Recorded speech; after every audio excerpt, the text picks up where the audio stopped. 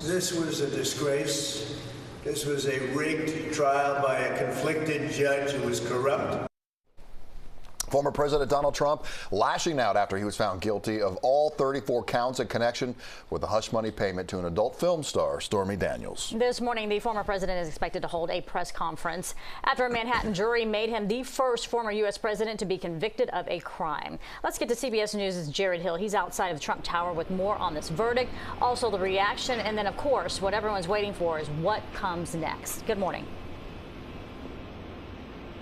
Good morning, Betty and Keith. As you mentioned, we are expecting former President Trump to speak here at Trump Tower later on this morning. We don't know what he'll say, but all of this comes after this historic conviction. Former President Donald Trump, now a convicted felon, is vowing to appeal. I'm a very innocent man. We'll keep fighting. We'll fight till the end. Trump was convicted on all 34 counts of falsifying business records to hide reimbursements to former fixer Michael Cohen, who paid adult film star Stormy Daniels $130,000 in the run-up to the 2016 election. That money to keep quiet about an alleged sexual encounter with Trump. It took the 12 jurors 11 hours to reach a verdict. The only voice that matters is the voice of the jury, and the jury has spoken. In a statement, attorneys for Michael Cohen called the verdict a testament to his credibility, that credibility attacked by Trump lawyer Todd Blanche during the trial and again last night on CNN. They looked past what we thought were fatal flaws in Mr. Cohen's story and his past, and they reached a guilty verdict. With the fight out of the courtroom for now, former President Trump turned to politics, attending a fundraiser last night after his guilty verdict. This conviction putting an unprecedented spin on the presidential election. The real verdict is going to be November 5th by the people.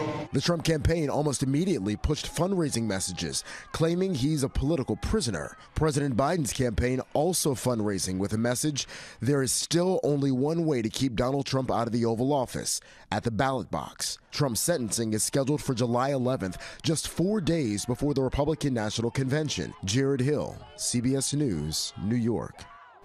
And Trump's guilty verdict elicited passionate reaction on both sides of the political spectrum, especially here in Florida. Yeah, this was the scene after the verdict was announced, not far from Trump's Mar-a-Lago home.